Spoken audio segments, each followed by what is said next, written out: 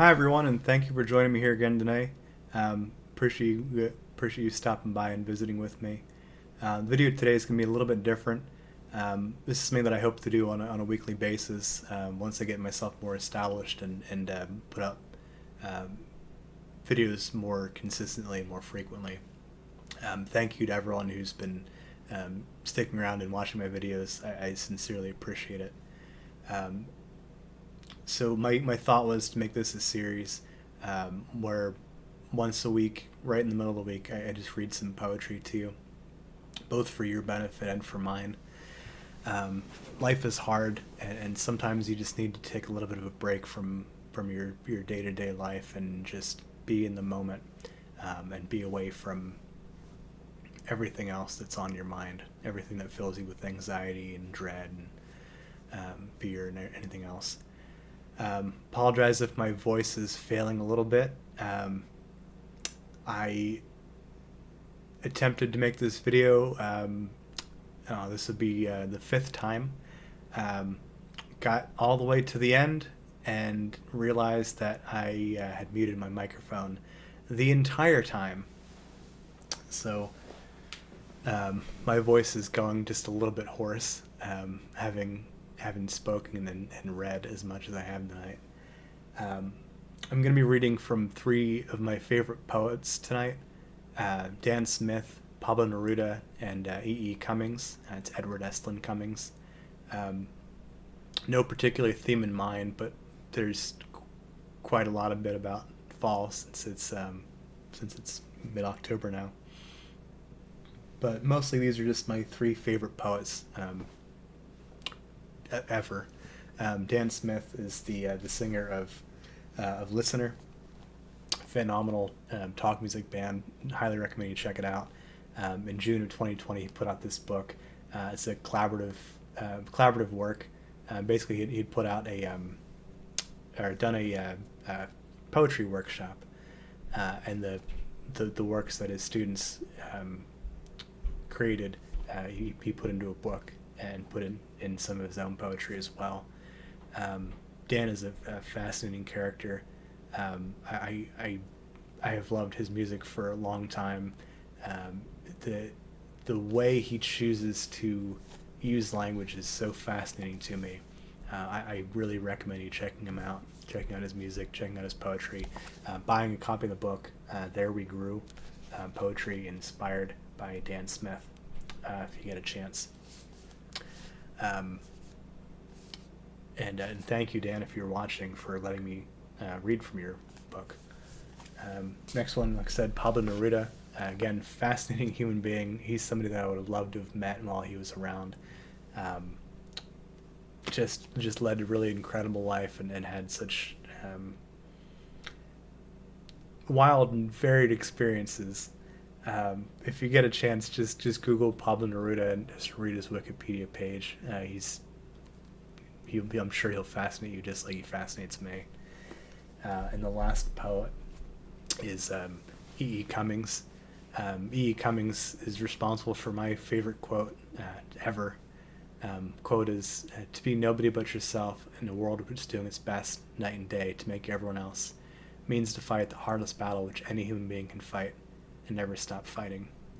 I'll be reading from 8 Harvard Poets, as he is one of the great Harvard poets, of course, and just another collection of poetry called Selected Poems by E. E. Cummings. Those are all on my Google Play book thing, so I'm just going to read them right off the screen here. If anyone knows where I can pick up some physical copies of E. E. Cummings books that aren't on Amazon, I would love to hear it. Please let me know. Anyway, let's get started, and I hope you enjoy.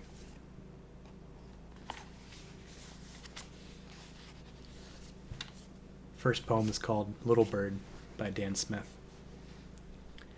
It all started in a hospital bed when they made up the words to say you were gone, said you didn't make it to where we were, as if where we were was better. So I fell down backwards inside my bottom lip, collapsed into a deadweight blackout, spun myself into a thread, and backed out of my stitches. I woke up inside the TV, toes on the edge in the brake dust, left shoulder baked in a lighting bath, head dull and grainy when all the air pulled out and stopped. I was a little wet bird walking around a forest fire, seat belted right next to a bruised miracle, sat behind a woman broken into 1,000 ways to say never give up. So she didn't. You had a sea glass halo, pinned to a cloud with wishes, kisses, surrounded by your loves, waving goodbye, singing something about leaving, but it wasn't in a language that we worry over. We built a world and colored it, cut out cardboard castles to candlelight, made up songs to sing joy through our grays and whites, smiling inside an October pumpkin, and when Christmas came, we held each other's gifts. I wasn't ready to do the dance that everyone seemed suited for, in my magic light blue suit, quarters coming out of my ears, both hands filled with shape of your absence. Sorry you couldn't make it to where you were. You were gone, back into the air we breathe. I sit on that road, spin myself into a thread, open up my mind, up as big as it will go, and stitch my way to home. I wake up inside the TV and see a little wet bird asleep in a hospital bed, one wing longer than the other, and a life opened up as big as it will go. What an unending place. Next poem is called Glass Maze, also by Dan Smith. Right outside of here is where we smash against each other, skin on skin, skinny straw blades against the storm, bending the hard way, mistakes on high, young and old, graceless. We have no chance. It's only in our mind that we have no choice. There is always choice. We always have it. Welcome to life. Entire libraries built inside of people have been lost. Keep making. Bend your life into anyone you can see, forehead against forehead, spilling it all inside these frail machines full of stupidity and energy, weighing it down with enough unchecked hope that we might have a chance to stay a little bit longer. There will always be change, to teach us balance, to show us common sense, person against person, bringing us back to learning, where shame lifts like a curtain and it's our time to do the dance. Have you had enough flailing?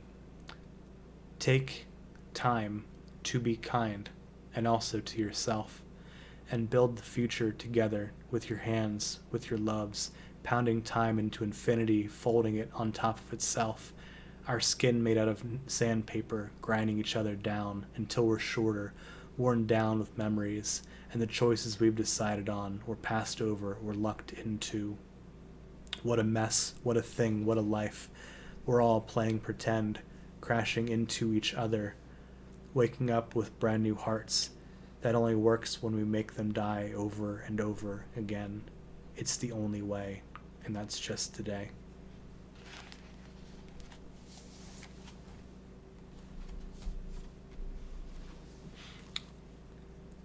And then, first poem by Neruda was actually from one of his most well-known works called 20 Love Poems and a Song of Despair. Very easy to find if you get a chance. It's a pretty quick read.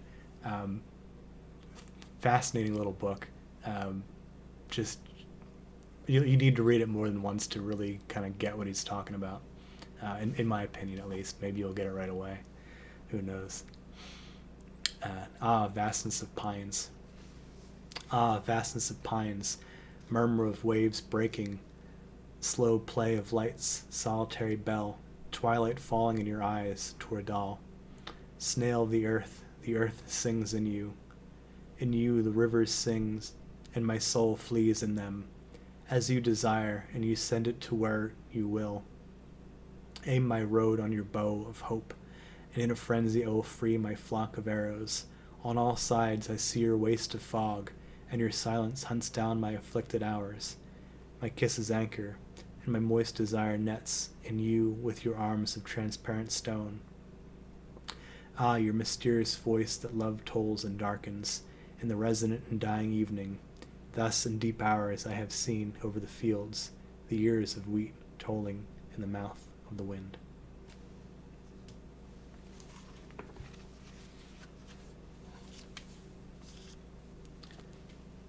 Autumn returns.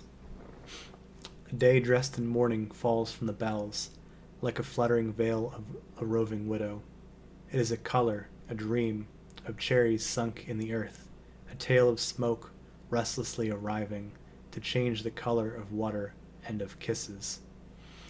I am not sure that I make myself understood when night approaches from the heights, when the solitary poet at his window hears the galloping horse of autumn, and the trampled leaves of fear rustle in his arteries. There is something over the sky, like the tongue of an ox, thick, something in the uncertainty of the sky and the atmosphere. Things return to their place, the indispensable lawyer, the hands, the oil, the bottles, all the signs of life. The beds, above all, are filled with a bloody liquid. The people deposit its secrets in sordid ears. The assassins come down the stairs. But it's not that, but the old gallop, the horse of old autumn which trembles and endures. The horse of old autumn has a red beard, and the froth of fear covers his cheeks, and the air which follows him is shaped like an ocean, and smells of vague buried decay. Every day color like ashes drops from the sky.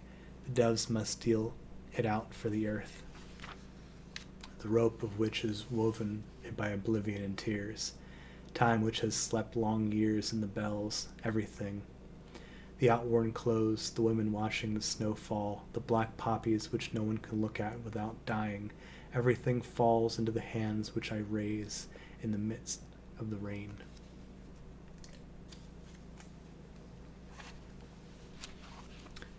The final Neruda poem is Ode to Laziness. It is important to take time to be lazy. Just don't take too much time. Ode to Laziness. Yesterday it seemed the ode wouldn't leave the ground. It was time. It should. At least show a green leaf. I scratched the earth. Get up, Sister Ode, I said to her. I promised you, don't be afraid of me. I'm not going to chew you up, ode with 4 leaves. Ode for 4 hands. You'll take tea with me. Rise, I'll crown you among the odes. We'll go out along the shore of the sea on a bicycle. No use. Then, high up in the pines, Laziness appeared naked. I got up in a daze, half asleep. On the sand I found little broken fragments of oceanic substances, wood, seaweed, shells, feathers of seabirds. I looked for yellow agates, but found none. The sea filled the spaces, wearing away towers, invading the coasts of my homeland, pushing forward successive catastrophes of foam. Alone on the sand, a ray opened a ring of petals. I saw the silvered petrels pass, and the black crosses of cormorants nailed to the rocks. I set free a bee dying in a spider's web. I put a little stone in my pocket. It was smooth, very smooth, like a bird's egg. Meanwhile, on the coast, all afternoon, the sunlight and cloud wrestled. Sometimes the cloud was filled with light like topaz. Other times a moist ray of sunlight fell, and yellow drops fell after it. At night, thinking of the duties of my fugitive ode, I took off my shoes by the fire, poured the sand out of them, and almost at once fell sound asleep.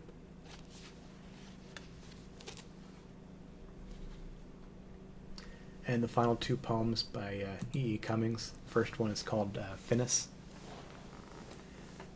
Over silent waters, day descending, night ascending, floods the gentle glories of the sunset in a golden greeting splendidly to westward as pale twilight trembles into darkness comes the last light's gracious exhortation, lifting up to peace.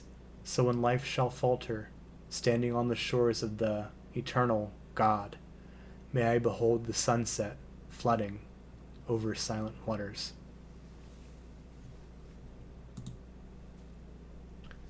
And the final one. A wind has blown away the rain. Sorry, let me start again there. A wind has blown the rain away again and blown the sky away and all the leaves away, and the trees stand. I think I, too, have known autumn too long. And what have you to say, wind, wind, wind? Did you love somebody, and have you the petal of somewhere in your heart pinched from the dead summer? O crazy daddy, of death dance cruelly for us and start the last leaf whirling in the final brain of air. Let us, as we have seen, see doom's integration. A wind has blown the rain away, and the leaves and the sky and the trees stand. The trees stand. The trees suddenly wait against the moon's face. Anyway, that's all that I had for you tonight. Thank you for joining me here, and if you stuck through to the end, thank you very much for that as well. I greatly appreciate that, and with your support and your viewership, I hope to grow this channel into something that's going to benefit society at large, God willing. Hey, peace and blessings be on you and those you love. Thank you and good night.